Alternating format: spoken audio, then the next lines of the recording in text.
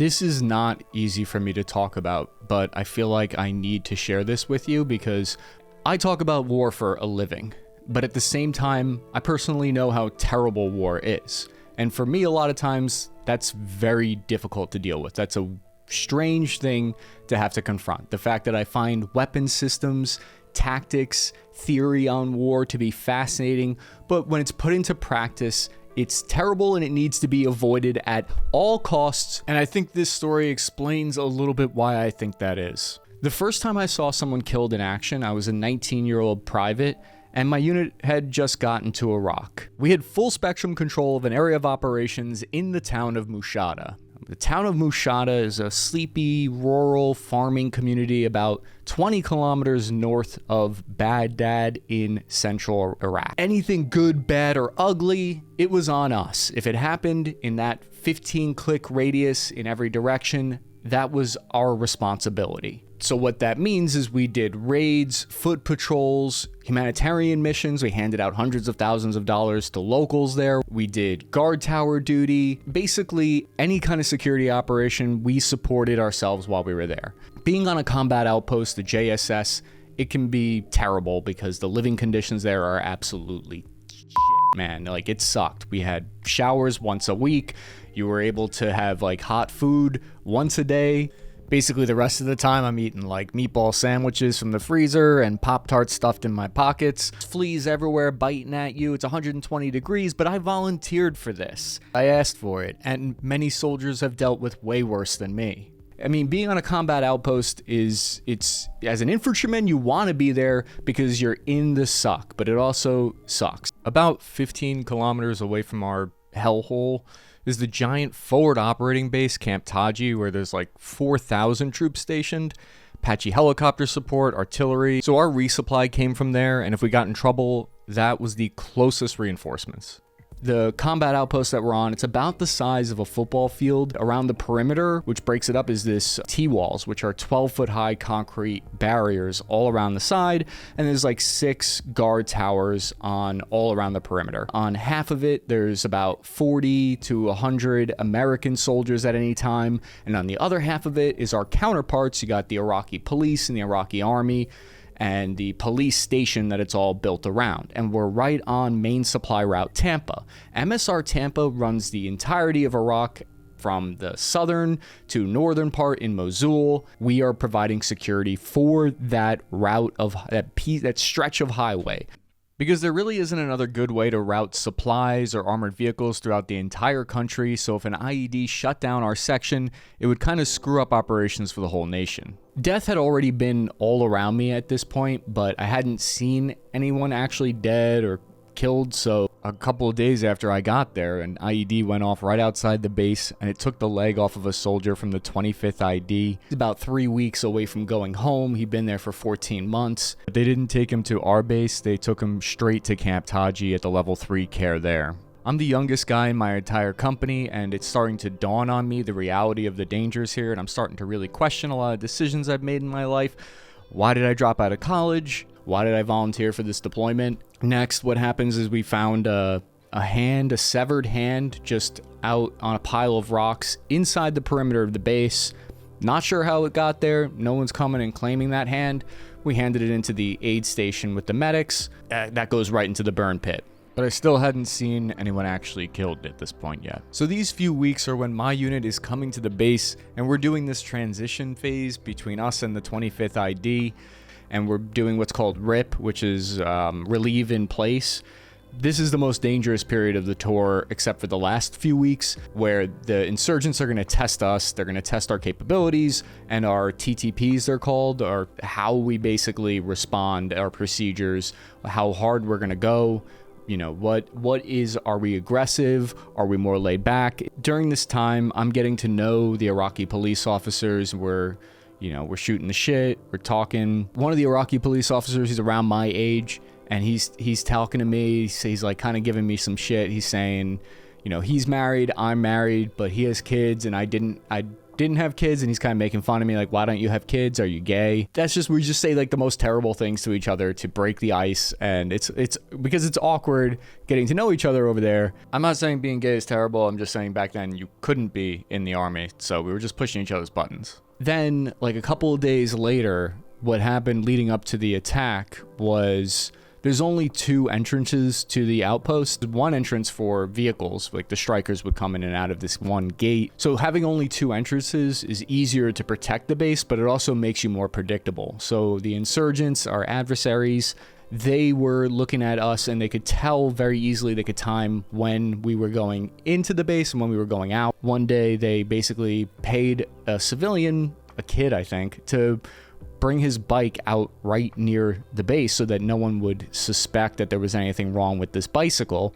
What was hidden in the basket of the bicycle was a IED, an explosive made out of engine parts, nails, screws, just packed around this explosive device. And when it exploded, it would send this shrapnel out at thousands of feet per second. So they waited until our patrol went out, and they timed it so that it would hit the Iraqis, because often they were targeting the Iraqis instead of the US Army.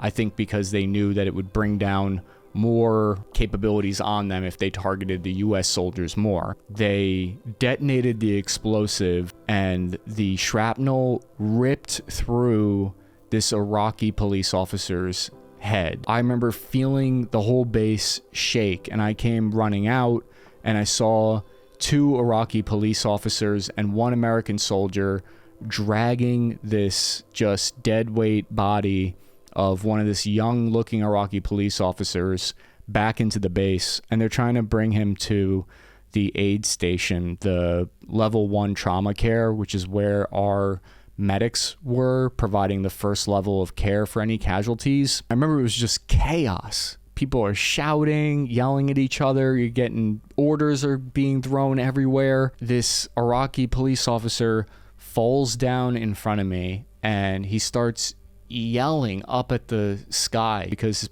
probably best friend is dead. It felt surreal, like it was in a play or something. I think I saw it that way because I was in shock, and I'd never seen someone the victim of violence like that.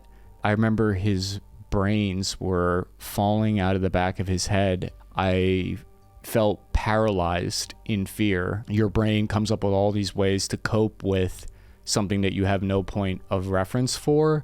I don't know how to process it or handle it, but there's some other guys in my unit who have been deployed before. They've seen this a million times, and they handle it very well, and they start giving directions and creating order out of this chaos that's unfolding. They get the guy to the aid station, and they start working on him, trying to save his life. Our medic that was in my platoon, he comes out later and he says, like, there was never really any chance for this guy, but they tried, they worked on him, but he was basically dead on arrival. And his brains on the ground are just laying there. No one's picked them up yet. We had 2 dogs on our base. We had Roxy and Rusty, and they were great dogs. They went on patrol with us. They'd been there for years. One of them had been shot on patrol. So Roxy goes up to the brains and starts lapping them up. It starts eating them and sniffing them. And one of the guys that I was just in shock, like paralyzed, not knowing how to handle myself. I have no experience yet. And this guy who'd been deployed before came over and he's like, shoo, get out of here, Roxy. That's not for you. That was kind of like a running joke for the rest of the tour. We would call Roxy a zombie dog because Roxy was eating brains. And that like cracked us up. We thought that was hilarious. And that's, to me, this weird, terrible feeling that I have now looking back on it, that I coped with something as being, I didn't know how to process that stuff. But dark humor helped me feel like I guess I was in control of what was happening to some degree. And it made me feel like it wasn't just a roll of the dice that maybe an IED would be meant for me next time. Because the only rational response would be, get me the hell out of here. Send me home. And some guys did. Some guys found ways to get sent back to the FOB or get taken off duty. That's the rational response to that. The irrational thing is to stay and make jokes about it, because if you don't do that, you're going to go insane, I feel like.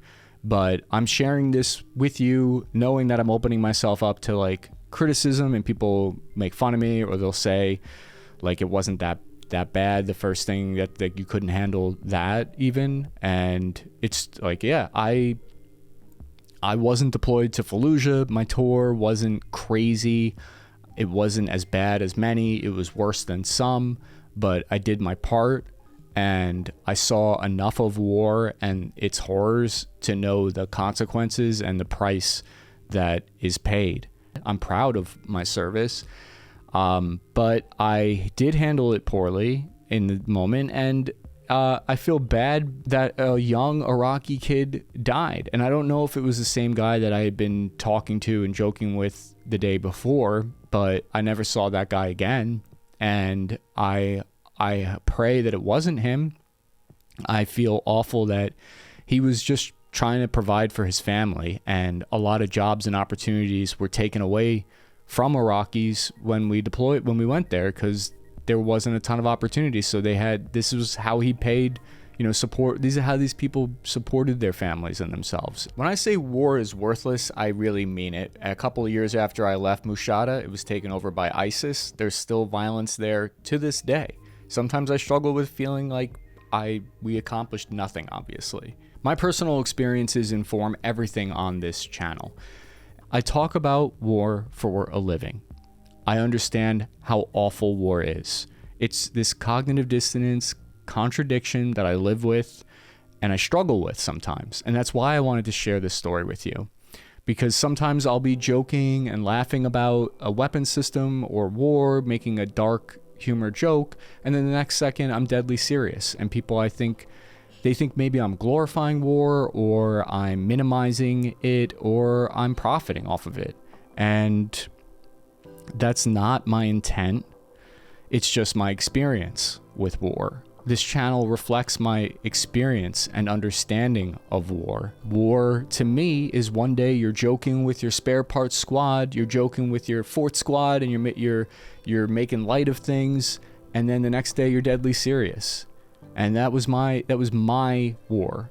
Spare parts squad we had a tab that we wore on all of our sleeves in fourth squad, because we were made up of backfills, guys that didn't want to be there, guys that had been pulled out of retirement back in to fill bodies, fill space. My goal with this content really is to get people more interested in geopolitics, to get people more interested in defense, because I think defense is absolutely necessary. Having a good defense prevents war in many cases.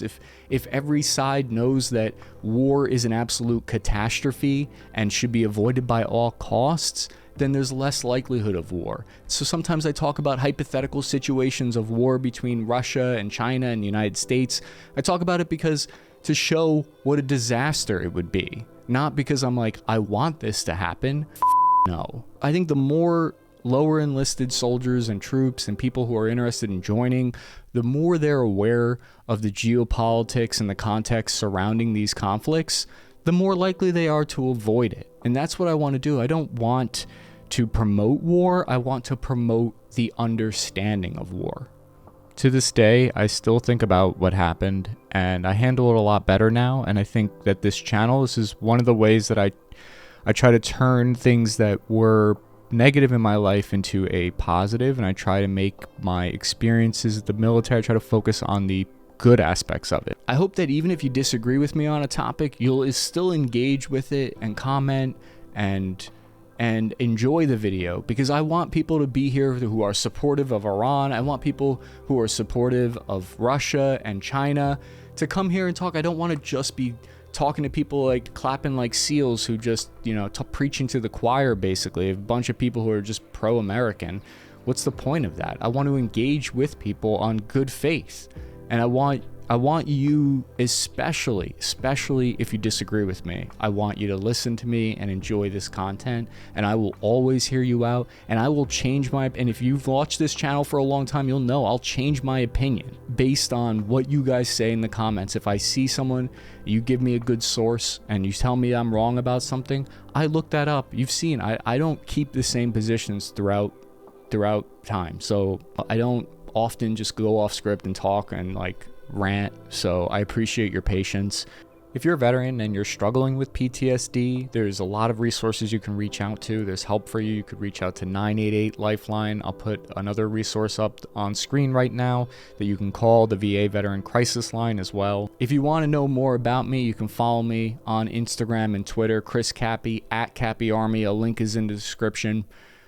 Thank you for listening to me. Signing off this net. Time now.